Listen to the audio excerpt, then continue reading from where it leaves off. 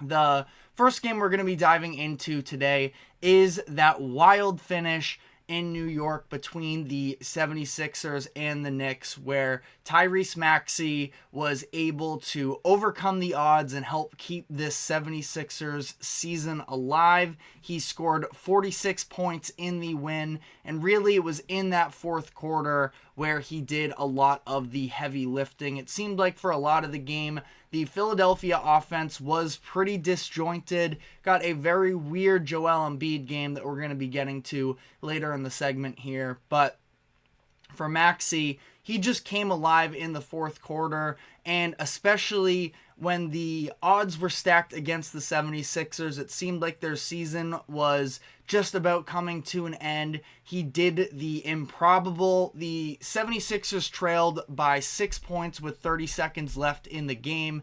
The Sixers called the timeout. They come out of the play. Maxey uses a screen, gets himself a three-point look. A really bad foul from Mitchell Robinson. There is a little bit of questioning there coming out of the timeout in reference to Tom Thibodeau and deciding to stick with Mitchell Robinson in a situation like that where Philly needs a three. Yes, to some degree, you want to make sure that you can protect the paint in case they go right there, but chances were Philly was going to need a three in that situation to be able to pull off the comeback. Robinson's in the game. He attacks too hard on the closeout against Maxey and fouls him. Maxey makes it and gets the and one, so a 4-point play there. 76ers then intentionally foul Josh Hart, who misses the first free throw. A lot of missed free throws, not just for the Knicks, but really for both teams. As incredible as Maxey was, he missed 3 straight in a stretch there.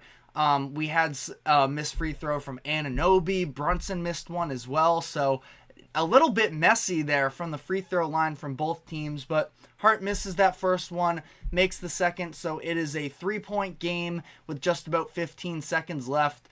And the 76ers get the ball. Maxey quickly sprints up the court, uses a screen, and before the Knicks really have a chance to foul him, he pulls up from the logo, buries the 34-footer, and that was ultimately what sends it to overtime. Now, Brunson had a chance to potentially walk it off there. I believe the Knicks had a timeout, but they choose not to go there, and Brunson ends up getting blocked. So then in overtime is where we saw a little bit more Joel Embiid, who, like I referenced to earlier, it was a very strange game for him where he clearly, just didn't seem fully comfortable. The turnovers were ridiculous for him in this game. And granted, we know Joel Embiid, even when he is sort of this hindered version of himself while dealing with this injury from his knee. Now, it seems like he's recovered a lot since then, but he's still not 100%. I think that is very clear.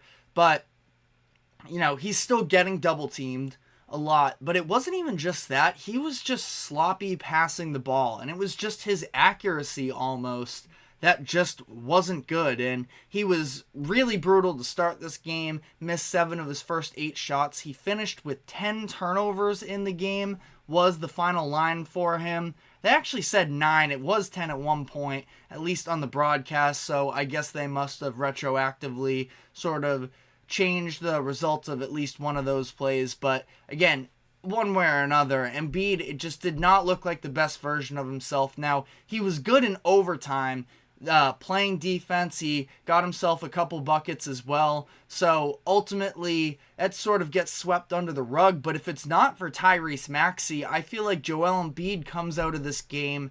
Sixers lose 4-1, and Embiid has a lot of questions surrounding himself headed into the offseason. Now Maxey sort of keeps the season alive here. And again, I know that Embiid was a big part of that overtime period, so we can't just overlook that necessarily. But at the same time, this just could have broken a very different way for Philly and Embiid if it weren't for the Maxey heroics in this one.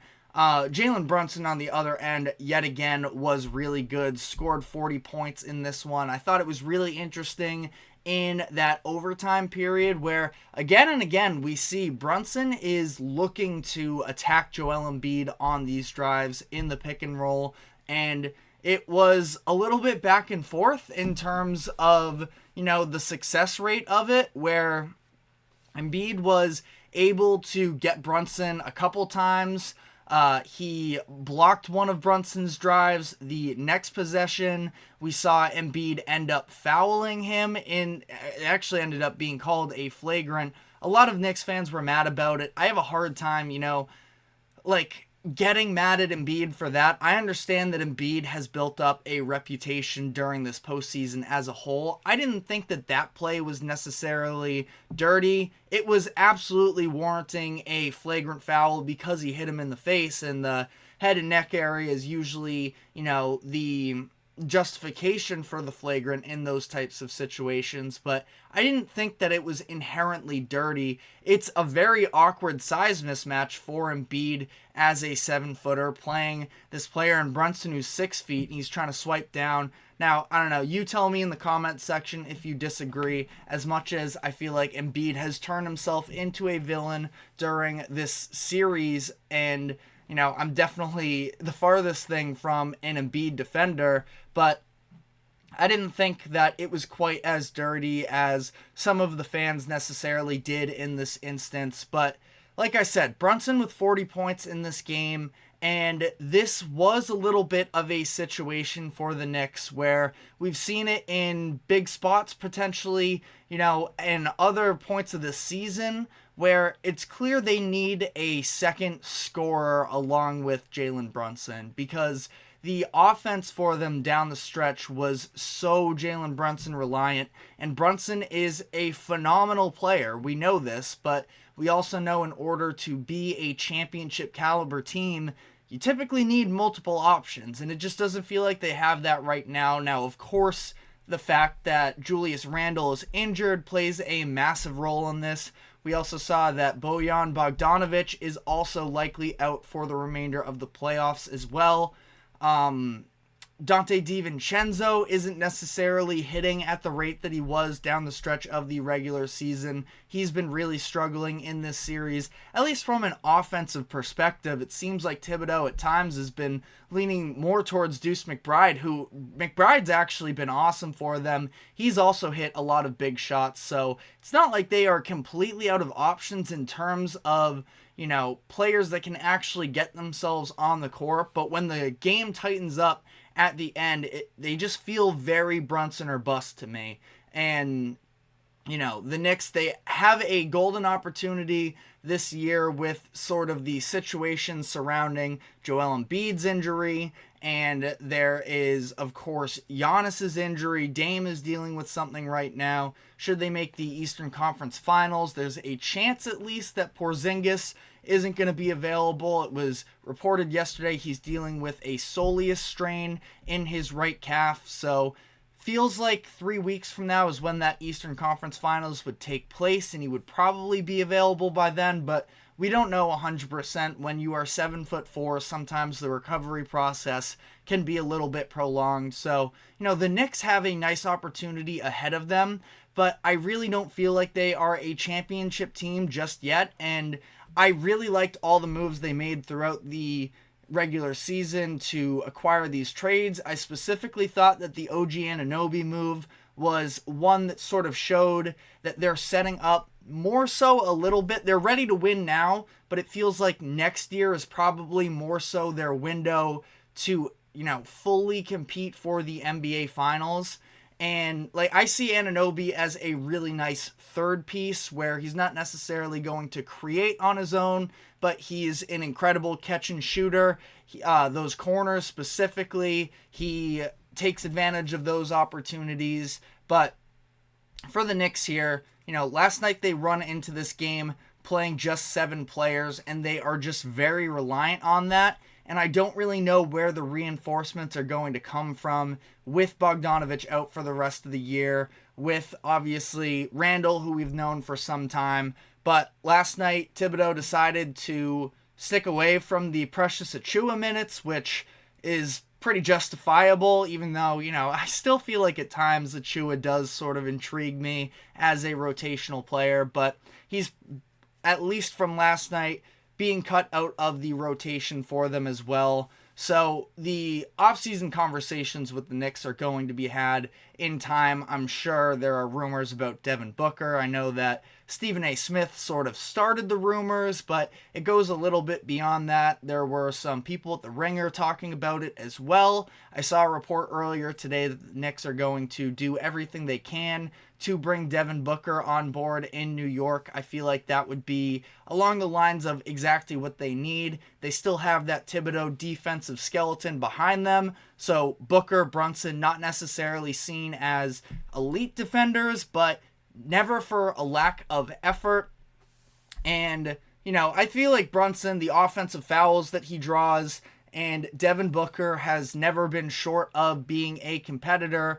Definitely something to monitor there. But in terms of the series as a whole and where it stands now, the 76ers, they now get to go back to Philly and potentially force this to a Game 7. So how we look at Game 5 is going to be very much predicated on how the rest of the series plays out. Because if the 76ers are actually able to pull off this type of a comeback, this is going to be a massive inflection point, really in NBA history, in terms of turning an improbable win into a run. Or the Knicks, who I still believe are just a better team than the 76ers, and obviously it very much depends on what version of Joel Embiid we get, and I just don't think that he's all there necessarily. So for the Knicks, I feel like, again, this could just be a little bit of a blip on the radar. We end up forgetting about it because the Knicks end up taking it to the 76ers. But the Sixers now do have a real chance to actually make something of this miraculous win. And it's going to be really interesting to see. Now, again, I still lean with the Knicks in this type of a series. I just feel like it was really Brunson just not hitting his shots. Now, the 76ers did clearly have a game plan early in this series to try and throw him off. It was helping off of some of these other players. Josh Hart hasn't necessarily, there's a reason clearly that they were helping off of him on the three-point line, where he hit the shots in Game 1. He was knocking them down in Game 2 as well, but offensively, the past 2 games, I believe he's hit just 1 of 13 looks, if I'm remembering off the top of my head. He was 1 of 6 last night. I think that he was 0 of 7 in Game 4, but, it just goes back to the fact that this Knicks team does absolutely have the backbone to be finals contenders. I just feel like they are really limited from an offensive standpoint the way that they are currently built. And I wonder how Randall is going to fit into all of this. As much as I'm not necessarily the biggest Julius Randle fan, I also do understand the importance of him in a situation like this for the Knicks, and it's clear that they're missing him right now. So, the 76ers end up winning this one. Final score was 112-106. There was a whole lot of action, whole lot of drama in this one. Feels like the series is just about right, as much as this was highly improbable. Game 2 also went down to the wire, was a crazy one with the Knicks on the other side of the comeback. Of course, there was the last 2-minute report that came out talking about Maxey was fouled on that inbound pass. Nick Nurse should have been granted the timeout.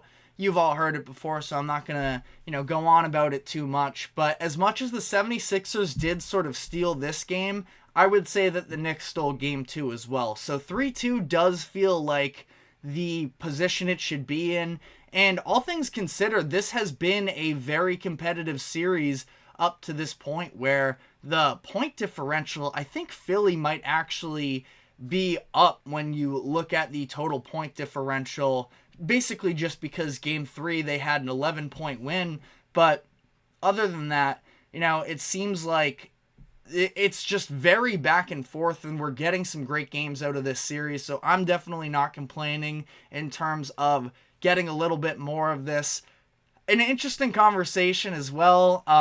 Charles Barkley touched on it on the TNT broadcast, and Joel Embiid, I think, was sort of talking about it as well. The fact of what type of a crowd are we going to get in Philadelphia on Thursday night, because it was filled with Knicks fans the last time the two teams faced off in Philly in Game 4, which took place this past weekend. We heard the Brunson MVP chants that were really loud. Joel Embiid was getting booed as well, so curious to see whether or not Philly is going to sort of take some pride in their fandom and actually show up for their team this time around. But let me know what your expectations for the remainder of this series are. I do have the Knicks cleaning this up, but at the same time, this could get interesting. All it really takes is one of those other players for New York to get hot, I think, to be able to put this away.